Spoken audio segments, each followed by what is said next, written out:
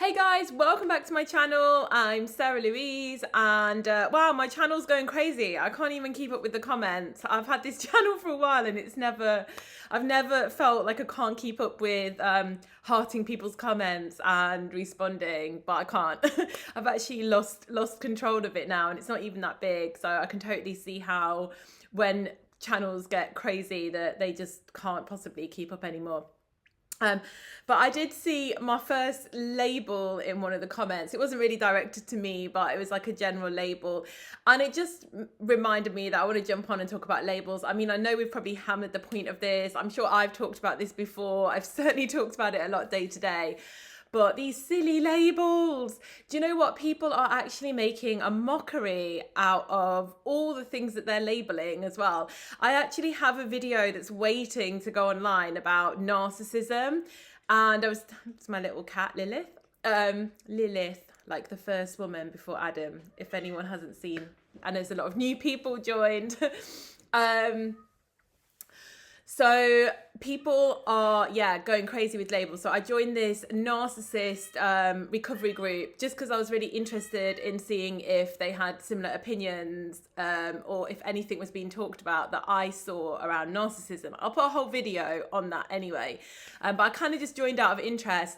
And all I saw in this group within 24 hours was people calling everybody that didn't agree with them a narcissist. You wouldn't believe how many times I saw the word narcissist used in the narcissism group.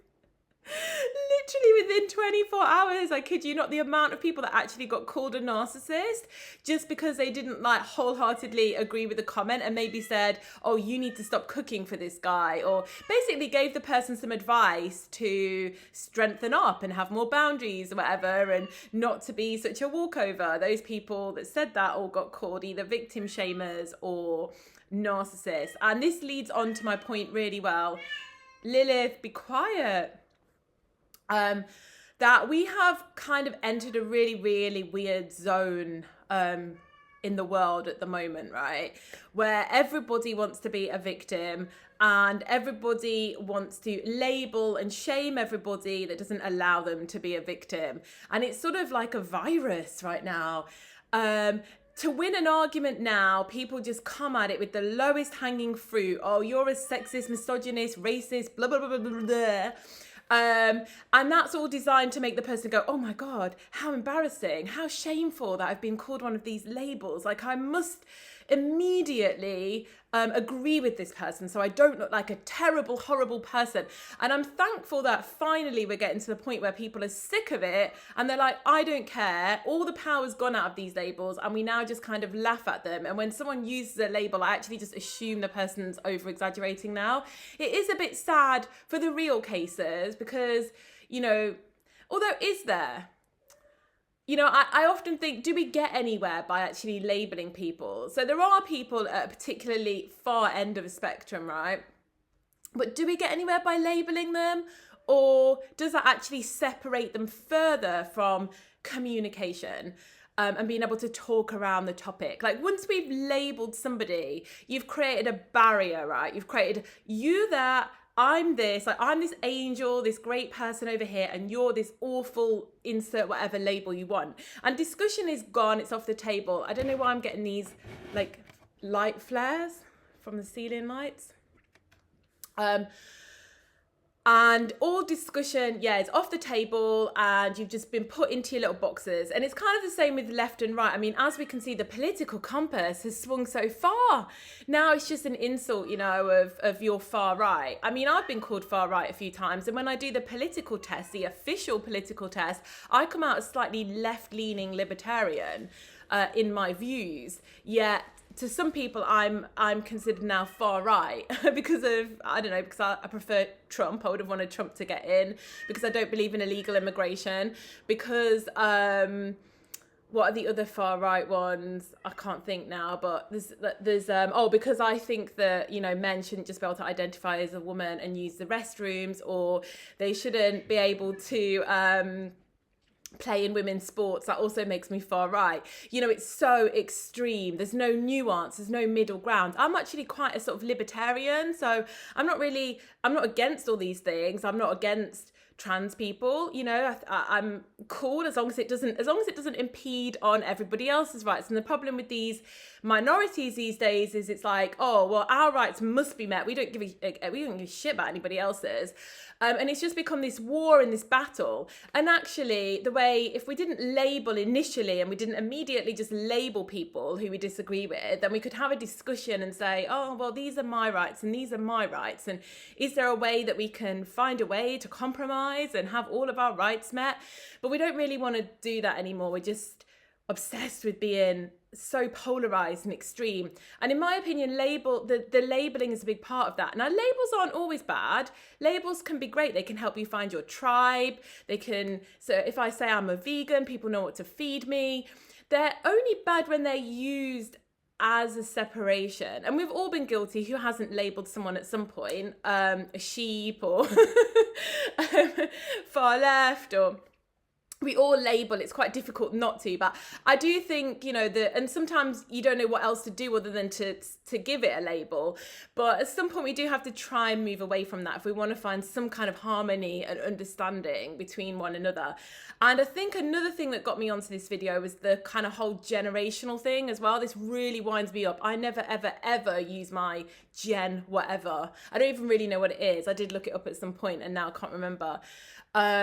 But I just don't care. How limiting is that? Why do I want to limit myself with other people born in the same year as me? Maybe I think like people 10 years younger or 10 years older. Like sometimes I agree with really, really older, like I feel really aligned with a much older generation. And sometimes I feel really, really aligned in other areas with much younger generations. I actually often felt like I was born a bit too early because the generation that came below me was into similar things to me. And I was such an outlier when I was young because I was into health, like really obsessed with health. I didn't really like clubbing and drinking. I did do it, but only to fit in. I was really interested in spirituality. And then I felt like the sort of generation just below me or the people just below me came up and suddenly there was businesses that aligned for me and I felt much more comfortable and happy in society. But I just feel like it's so limiting. That's what labels are. They're very limiting. And if you're going around, if your argument is just labeling somebody, then that's a lazy form of debate, because what you're saying is I'm going to shame you into just agreeing with me out of embarrassment because I know I can't win this argument intellectually. That's what it says to me when someone uses a label. That is exactly what it says to me. It says you have not enough intellectual capacity to debate with me, so you want to shame me into feeling so embarrassed and like I'm an awful person that I'm just gonna like have to agree with you. And yeah, I just the more we can like scrap labels, I think they had their purpose and they weren't so bad in the past, but they've just become so awful and limiting now that I think sort of they've had their day and they've had their time. And they, in my opinion, allow for this victim mentality as well. Because if you can always label yourself as something, you can always be a victim, right? Like I'm this and I'm that. And, you know, you can always stay a perpetual victim. There's nothing wrong with being a victim for a bit, by the way, you know, like having a bit of a breakdown, a bit of a cry and feeling like you're a victim. And then you've got to pull your little bootstraps up and say, do you know what? That was a bit rubbish, what happened to me. And I'm going to look at what I can actually do to move forward and to do the best with this situation and to fix it, you know? And that's how I feel about the whole narcissism thing as well. I've got a whole video on that. But if you meet somebody and it's a really, really toxic, awful relationship, feel like a victim for a bit and then pull yourself up and say, I attracted this, I allowed this, what was I thinking? What was I doing? How can I not be a victim anymore and fix myself? There's nothing wrong with accepting you're a victim, acknowledging you've been a victim, and then thinking, what can I do to not be a victim again? Like, what can I possibly do? But obviously there's exceptions where people are like real victims, but the majority of the time people do not want to do this. They don't want to do any self-reflection. They just want to perpetually loop blaming everything outside of themselves rather than do the inner work. And I'm a bit of a weird channel because I talk a little bit about politics and a little bit about general stuff, but I'm also really, really into the spiritual path and energy and manifesting. So I like to kind of combine them all together in some kind of mishmash in the middle. But anyway, I hope everyone's good. And are you all as sick of labels as me? I'm sure you are. Well, apart from the people that love using them because they love that lazy form of debate. They love them. I mean, it's going to be a hard slog getting them to stop, really. I think what's going to make them stop is the fact that we just don't care anymore. And we've sort of drained the power out. Like far right now has sort of become a bit of a laugh now, a bit of a giggle. If people call it me, I just find it funny. I don't really feel super offended. I've actually been called a misogynist a few times, which I find hilarious. And somewhere I was talking about Blair White and saying how I love Blair White's views. And they said, oh, well, she's a transphobe. And I said, but she is trans. And they said, yeah, but she's a transphobe. This is how stupid the world has gotten. Let's stop the world and let me get off. All right. Anyway, I will speak soon. Bye-bye.